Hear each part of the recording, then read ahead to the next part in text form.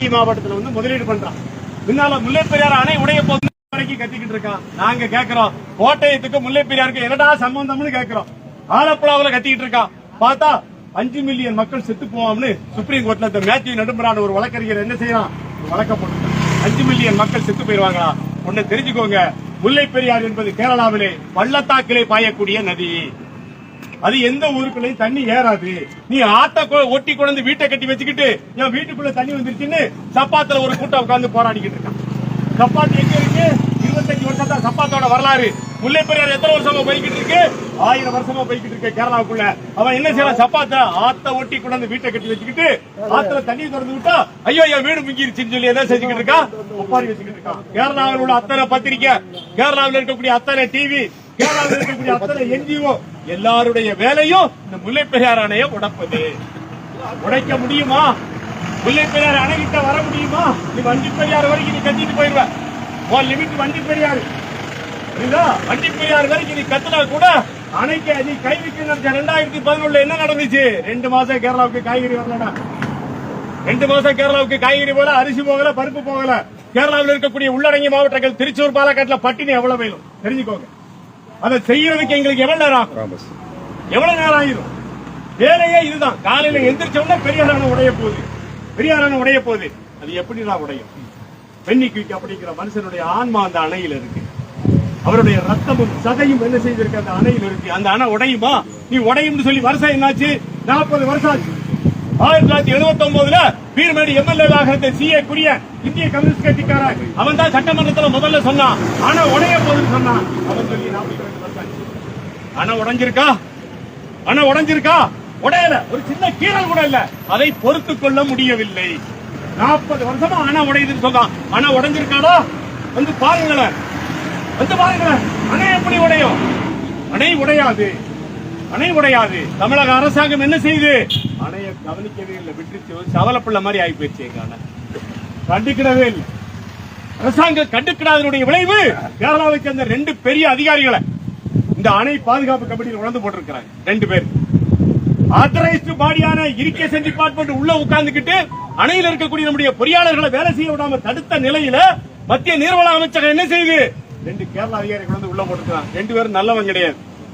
2 பேரும் நல்லவங்க கிடையாது. இரிகேஷன் டிபார்ட்மெண்ட் செக்ரட்டரி ஒருத்தன், Kerala additional superintendent deputy superintendent ஒருத்தன். 2 பேரை கொண்டாந்து போட்டு என்ன செஞ்சிருக்கிறான்? அணையில் இருக்கக்கூடிய நம்முடைய பொறியாளர்கள் பாத்ரூம் போனா கூட அந்த கேரள அதிகாரிகள்கிட்ட கேட்டு போகக்கூடிய நெருக்கடி வந்திருக்கு. நெருக்கடி வந்திருக்கு. இந்த போராட்டத்தை நம்ம இப்படியே விட்டுட்டு போயிட்டா அந்த அணை எங்கானு சொல்லிட்டு போயிடும். நாம ஒண்ணு கேட்கிறோம், வருஷத்துக்கு 30 ரூபா ஒரு ஏக்கருக்கு வரி கட்டுறோம். 8348 ஏக்கருக்கு நாங்க என்ன செஞ்சுக்கிட்டு இருக்கோம்? வருஷம் ஒண்ணுக்கு ஒரு ஏக்கருக்கு 30 ரூபா வரி கட்டிட்டு இருக்கோம். அது எங்களுடைய செட்டில்மெண்ட் லேண்ட். அவன் சொல்றான் லீஸ் லேண்ட் சொல்றான். நம்ம சொல்றான் நோ லீஸ். 999 வருஷம் என்பது அது செட்டில்மெண்ட். நாம போட்டது செட்டில்மெண்ட். செட்டில்மெண்ட் லேண்டுக்குள்ள என்ன செய்ய முடியாது? உள்ள வர முடியாது. இந்த பெரியார் டைகர் ரிசர்வ் ஒரு குப்பை கிடங்கு ஒண்ணு இருக்கு. ஒரு குப்பை கிடங்கு வச்சிருக்கு கேரளா. அதுக்கு பேர் பெரியார் டைகர் ரிசர்வ். நம்ம அதை என்ன சொல்றோம்? குப்பை கிடங்குன்னு சொல்றோம். அவனுக்கு வேலையே இந்த அணைக்குள்ள போகக்கூடிய தமிழக பொறியாளர்களை வல்லக்கடவு செக் போஸ்ட்ல தடுத்து நிறுத்துறது. நான் ஒன்னே ஒன்று கேட்டுக்கிறேன், காவல்துறை இருக்கீங்க, அந்த செக் போஸ்ட போய் உடைக்கிறதுக்கு எங்களுக்கு எவ்வளவு நேரம் ஆகும்? வண்டி பெரியாறு எங்க ஊர்? குமிழி எங்க ஊர்? ஆக்கிரமிப்பு மலையாளிகள் தான் அங்க உட்காந்து. வல்லக்கடவு எங்க ஊர் தான், பாதி தமிழா இருக்கான். புல்மேடு வரைக்கும், ஐயப்பன் கோயில் வரைக்கும் தமிழ்நாடு தான் உட்காந்துட்டு இருக்கான். மறந்துடாங்க, மலையாளம் பேசிட்டு உட்காந்து. ஐயப்பன் கோயில் வண்டி பெரியாரை சுத்தி 48 எஸ்டேட்ல பச்சை தமிழர்கள் வாழ்ந்து வருகிறார்கள்.